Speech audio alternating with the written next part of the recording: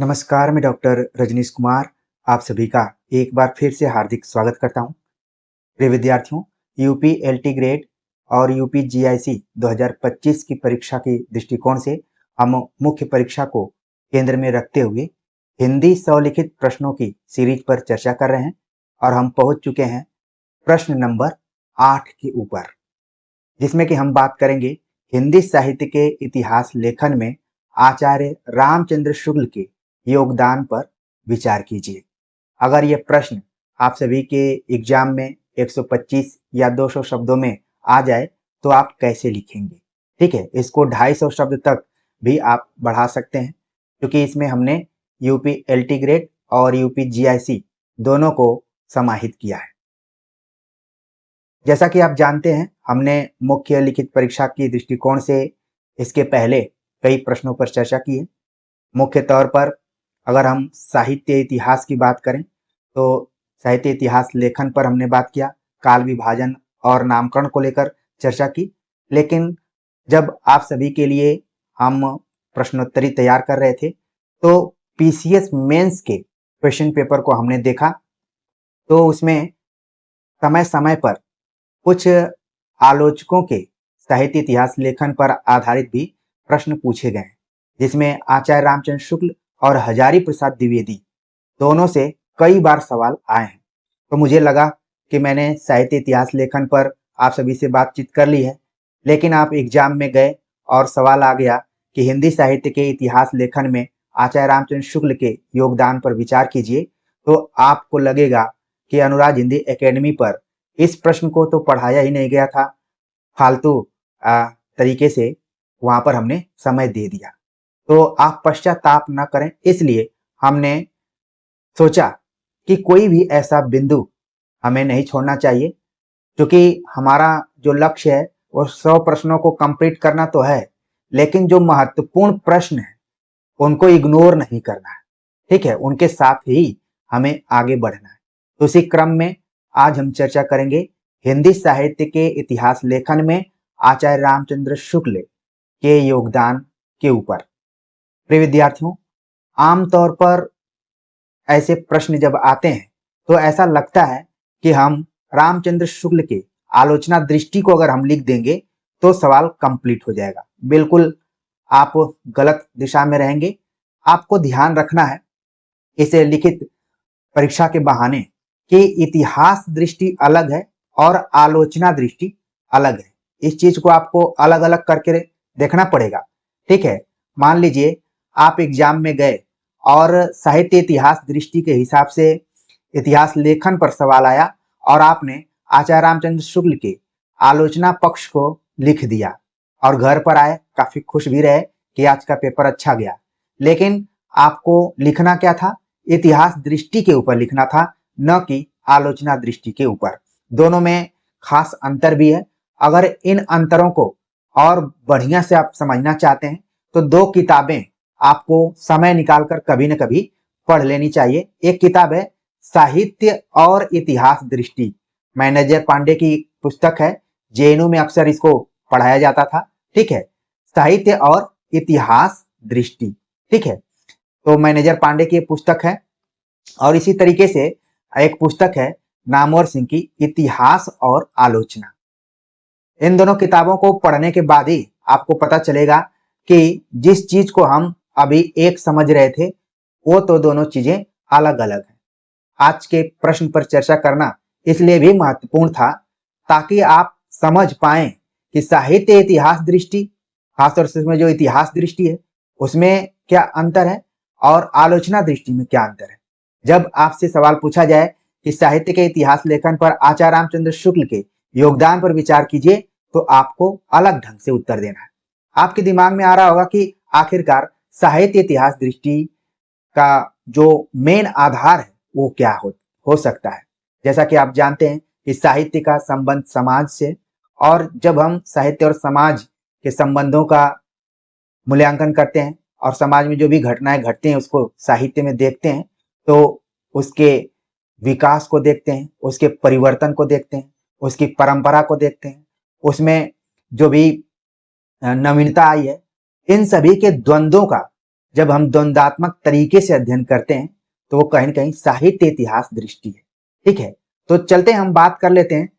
इसलिए शुरू में बताना पड़ा कि कम से कम आपके दिमाग में ये आए कि साहित्य इतिहास दृष्टि अलग है और आलोचना दृष्टि अलग है। दोनों का उत्तर अलग अलग ढंग से लिखना पड़ेगा। तो मान लीजिए ये प्रश्न आ जाता है तो आप कैसे लिखेंगे? शुरुआत करेंगे, और चूंकि इस प्लेटफॉर्म पर हमारा यही प्रयास है कि आप तमाम उन बाजारी नोट्स से अलग ढंग से उत्तर लिखें। हालांकि जितने विद्यार्थी यहाँ पर जुड़े हुए हैं वो कहीं न कहीं एक समानता में जरूर आ जाएंगे, लेकिन आपको पता चलेगा कि उत्तर की शुरुआत कैसे करना है। ये बहुत कम लोग इस तरीके से बताते हैं, लेकिन फैमिली को मानते हुए मैं आप सभी को उसी तरीके से बताता हूं कि कैसे आपका उत्तर थोड़ा सा अलग दिखे। शुरुआत कैसे करेंगे? आप आचार्य रामचंद्र शुक्ल के ये इतिहास ग्रंथ से इसको कोट करेंगे, उद्धरण को लिखेंगे। उन्होंने अपने इतिहास ग्रंथ में लिखा है, कहने की आवश्यकता नहीं कि हिंदी साहित्य का यह इतिहास हिंदी शब्द सागर की भूमिका के रूप में हिंदी साहित्य का विकास के नाम से सन 1929 के जनवरी महीने में निकल चुका है। ये कथन किसका है? रामचंद्र शुक्ल का है। ये सिर्फ कथन नहीं है, बल्कि इसमें तमाम वो जानकारियां हैं जो कि आचार्य रामचंद्र शुक्ल के हिंदी साहित्य का इतिहास के शुरुआती चीजों के लिए जरूरी है। खासतौर से कि जो हिंदी साहित्य का इतिहास है ये किसकी भूमिका में शुरू में लिखा गया? हिंदी शब्द सागर की भूमिका। फिर इसका दूसरा नाम क्या पड़ा? हिंदी साहित्य का विकास। फिर तीसरे नाम पर आया हिंदी साहित्य का इतिहास। और कब ये प्रकाशित होता है? जनवरी 1929 ईस्वी में। तो ये कथन बहुत कुछ कहता है। और इस कथन को आपने लिया कहां से? रामचंद्र शुक्ल के हिंदी साहित्य का इतिहास की भूमिका से ले लिया। ठीक है, अन्य किसी नोट से आपको लेने की जरूरत ही नहीं, भूमिका से आपने ले लिया और इसी से शुरुआत किया। आगे आपने लिखा कि हिंदी साहित्य के इतिहास लेखन में आचार्य रामचंद्र शुक्ल का योगदान मील का पत्थर रहा है। उनके साहित्य इतिहास लेखन की प्रमुख विशेषताएं इस प्रकार है। अब आप एकदम सीधे उत्तर पर आ गए कि इसमें लिखना क्या है। अब प्रमुख विशेषताएं क्या है? सबसे पहली जो विशेषता है ठीक वैसी ही विशेषता है जैसे हम संविधान की प्रस्तावना को पढ़ते हैं। ये आचार्य रामचंद्र शुक्ल के इतिहास ग्रंथ की एक तरीके से प्रस्तावना है। उनके साहित्य इतिहास लेखन की जो भी दृष्टि रही है उसकी प्रस्तावना के रूप में है। आप लिखेंगे कि रामचंद्र शुक्ल की इतिहास दृष्टि तार्किक और वैज्ञानिक है। वे काल विभाग में लिखते हैं। अब काल विभाग वही विद्यार्थी समझ पाएंगे जो आचार्य रामचंद्र शुक्ल के इतिहास ग्रंथ को पढ़े होंगे। वो एकदम से एग्जैक्ट बताएंगे कि ये बात कहाँ लिखी गई है। काल विभाग में आचार्य रामचंद्र शुक्ल ने लिखा कि जबकि प्रत्येक देश का साहित्य वहां की जनता की चित्तवृत्ति का संचित प्रतिबिंब होता है, तब यह निश्चित है कि जनता के चित्तवृत्ति के परिवर्तन के साथ साथ साहित्य के स्वरूप में भी परिवर्तन होता चला जाता है। आदि से अंत तक इन्हीं चित्तवृत्तियों की परंपरा को परखते हुए साहित्य परंपरा के साथ उनका सामंजस्य दिखाना साहित्य का इतिहास कहलाता है। प्रिय विद्यार्थियों, हमने इंट्रो में ही इस बात की चर्चा की थी कि जब हम साहित्य का इतिहास पढ़ते हैं तो इसमें विकास और परिवर्तन, ठीक है, परंपरा और नवीनता दोनों के द्वंद्व का अध्ययन करते हैं। और आपने देखा कि आचार्य रामचंद्र शुक्ल के साहित्य इतिहास में लिखा गया है काल विभाग में कि जबकि प्रत्येक देश का साहित्य वहां की जनता के चित्तवृत्ति का संचित प्रतिबिंब होता है, यह निश्चित है कि जनता के चित्तवृत्ति के परिवर्तन के साथ साथ साहित्य के स्वरूप में भी परिवर्तन होता चला जाता है।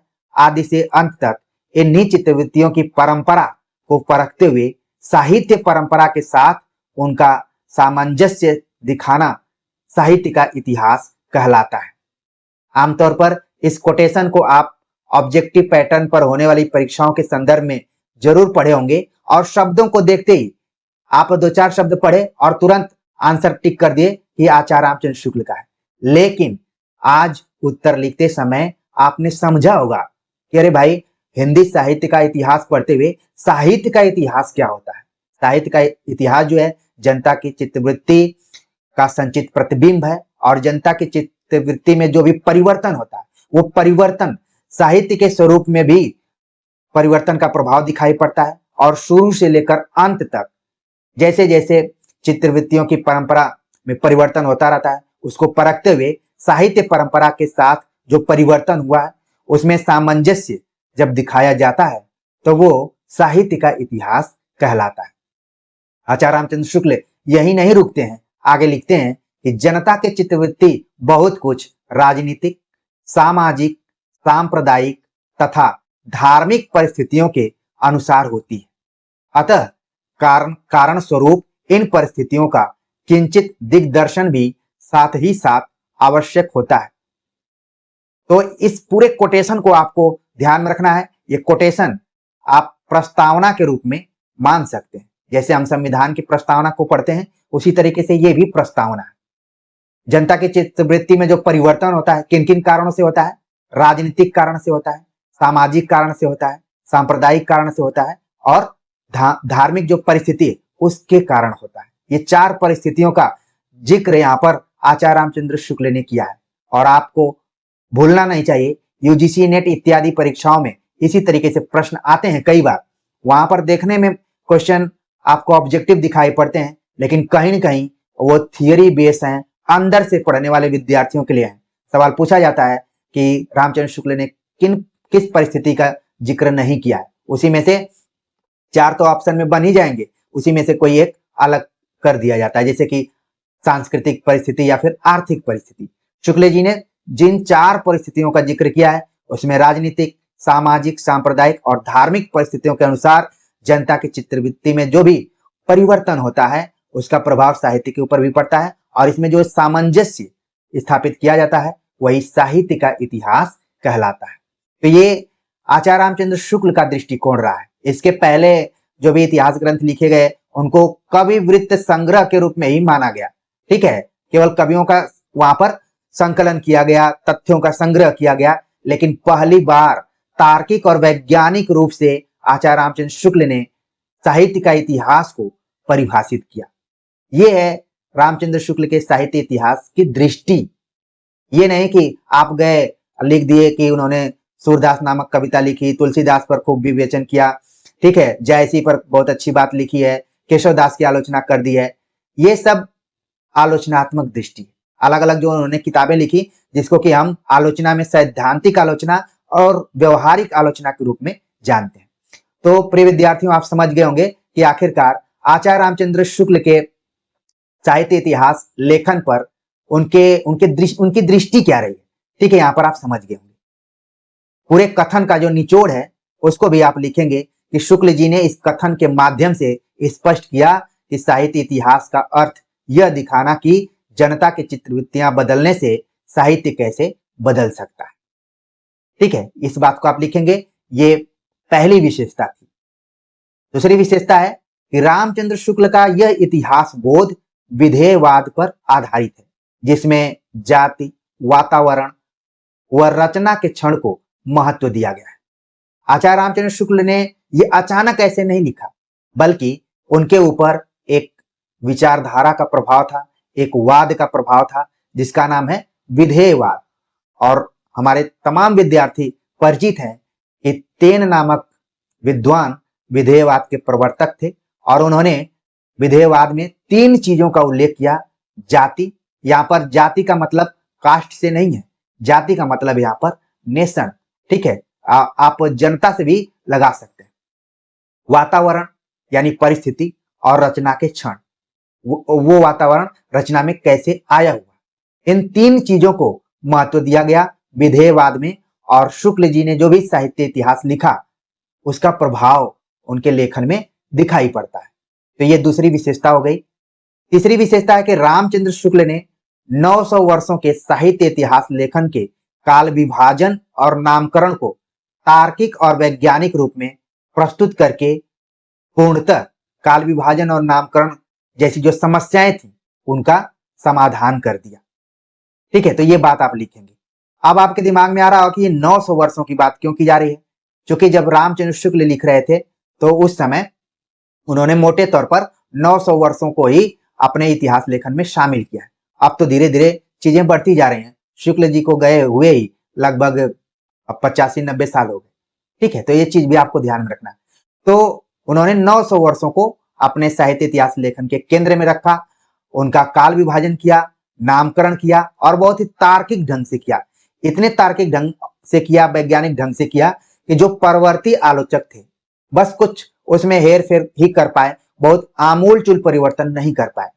ठीक है, नाम करने के लिए कुछ लोगों ने जो रामचंद्र शुक्ल ने सुझाव दिया था उसको भी मान लिया। जैसे उन्होंने कहा कि रीतिकाल को श्रृंगार काल कहा जा सकता है, तो विश्वनाथ प्रसाद मिश्र उसको लपक लिए। इसी तरीके से जब उन्होंने वीर गाथा काल कहा, ऐसा नहीं है कि आदिकाल उन्होंने अपने इतिहास ग्रंथ में प्रयुक्त ही नहीं किया, बिल्कुल किया है। बाद में आगे चलकर हजारी प्रसाद द्विवेदी ने उसको कह दिया कि ये आदिकाल कहा जा सकता है। तो शुक्ल जी ने बहुत सारे सूत्र छोड़े और जो थोड़ा चालाक किस्म के आलोचक थे, तेज तर्रार जिनको कहा जा सकता है, ठीक है, उन्होंने उसको अपने नाम से कर दिया। ठीक है, मतलब कि उन्होंने भी अपने को इतिहास में दर्ज कर लिया कि फलाना ने फलाना। अब जैसे जब मैं काल विभाजन पढ़ा रहा था तो बहुत सारे विद्यार्थी, वैसे हिंदी साहित्य के विद्यार्थी इतने कंफ्यूज रहते हैं कि कई बार उनके कमेंट्स का जवाब देते देते अंगुलियां दर्द करने लगती हैं। आप किताबों में कई जगह पे लिखा कि प्रारंभिक काल मिस्र बंधुओं ने कहा आदिकाल को, बाद में गणपति चंद्रगुप्त ने कर दिया। ठीक है, आरंभिक प्रारंभिक को लेके काफी कंफ्यूजन है और जाहिर सी बात है कि परीक्षाओं के दृष्टिकोण से आप तैयारी कर रहे हैं तो एक एक नंबर आपके लिए महत्वपूर्ण है। लेकिन ये देखिए आप कि गणपति चंद्रगुप्त से पहले मिस्र बंधु हैं, उन्होंने प्रारंभिक काल कहा। ठीक है, अब बाद में गणपति चंद्रगुप्त भी बोल दें प्रारंभिक काल तो फिर कोई क्या कर सकता है। ठीक है, तो आपको खास तौर से ऑब्जेक्टिव में तो दिक्कत हो जाती है, लेकिन सब्जेक्टिव में कोशिश ये कीजिए कि उसको दिमाग में मत रखिए, आप बताते जाइए, तथ्य जो आपने पढ़ा उसको बताते जाइए। अगर आप प्रारंभिक आरंभिक को लेकर लिपापोती करेंगे तो अक्सर हम कॉपी चेक करते हैं, जो चीज गलत रहती है वहीं पहले ऐसे टिक करते हैं, फिर लगता है कि नहीं, जैसे मान लीजिए मैं आपने लिखा और मैं इसको पहले सही कर दिया, फिर मुझे लगा कि यहां पर तो बिंदी ही नहीं है, तो फिर मैं इसको कट कर दिया। तो कई बार क्या होता है, चेक करने वाले अगर आप खुद उसको लेकर कंफ्यूज हैं, वहां पर कट पिट किए हैं, तब ध्यान जाता है, नहीं तो इतनी कॉपी रहती है, प्रारंभिक आरंभिक मिक्स हो जाता है, कोई उतना ध्यान नहीं देता है। ठीक है, ये लिखित वाले में मैं बता रहा हूं और ऑब्जेक्टिव वाले में थोड़ा आपको ऑप्शन के हिसाब से देखना पड़ेगा। मिस्र बंधु और गणपति चंद्रगुप्त एक जगह दे दिया तो आप कंफर्म करके जाइए कि कौन आरंभिक का है कौन प्रारंभिक का है। ठीक है, ये थोड़ा सा लिखित और ऑब्जेक्टिव में अंतर है।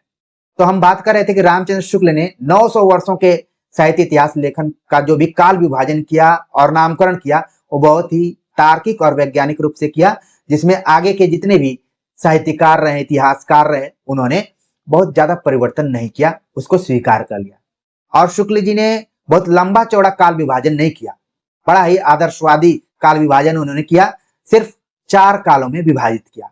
आदिकाल जिसको कि वीरगाथा काल, समय सीमा संवत 1050 से 1375, पूर्व मध्यकाल भक्ति काल जिसका नाम संवत 1375 से 1700, उत्तर मध्यकाल जिसको कि रीतिकाल कहा गया संवत 1700 से 1900, आधुनिक काल जिसको कि गद्य काल भी कहा जाता है संवत 1900 से 1984 तक।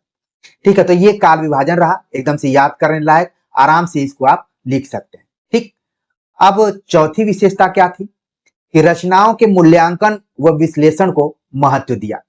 इसके पहले के जितने भी साहित्य इतिहासकार रहे, साहित्य इतिहास लेखन किया उन्होंने, तो उन्होंने केवल संकलन पर जोर दिया कि एक जगह इकट्ठा कर लिया। थोड़ा बहुत ग्रियर्सन ने शुरू किया था, मिस्र बंधुओं ने भी उसमें कुछ कुछ विश्लेषण करना शुरू किया। शुक्ल जी ने व्यापक स्तर पर रचनाओं का मूल्यांकन किया और विश्लेषण किया और अपने विचारों को भी दिया, इसलिए तो उनके कथन परीक्षाओं में प्रायः पूछे जाते हैं, अनायास नहीं पूछे जाते, उन्होंने काम किया इसलिए पूछा जाता है। पांचवी विशेषता रही, रचनाओं का मूल्यांकन करते हुए उन्होंने रस की लोक मंगलवादी व्याख्या प्रस्तुत की। जो यहाँ पर रस है ये कोई नया नहीं है, तब से अगर शुरू में कोई किसी चीज पर बहस हुई तो वो रस को लेकर हुई, भरत मुनि ने किया, इसके बाद तमाम लोगों ने किया। तो आचार्य रामचंद्र शुक्ल ने न परंपरावादी ढंग से रस की व्याख्या की, अपने हिसाब से की, उन्होंने रस की लोक मंगलवादी व्याख्या प्रस्तुत की, जिसका कि जीता जागता उदाहरण है रामचरितमानस, आप उसको भी देख सकते हैं। छठी विशेषता रही, शुक्ल जी ने कविता में संप्रेषण को बाधित करने वाले तत्वों जैसे रहस्यवाद, प्रतीकवाद, कठिन पारिभाषिक शब्दावली जो थी उनको लेकर उनके जो प्रयोग थे और वक्रता का विरोध किया। ये भी एक खास विशेषता रही है शुक्ल जी की। शुक्ल जी ने साहित्य इतिहास के विविध कालों का वैज्ञानिक वर्गीकरण किया।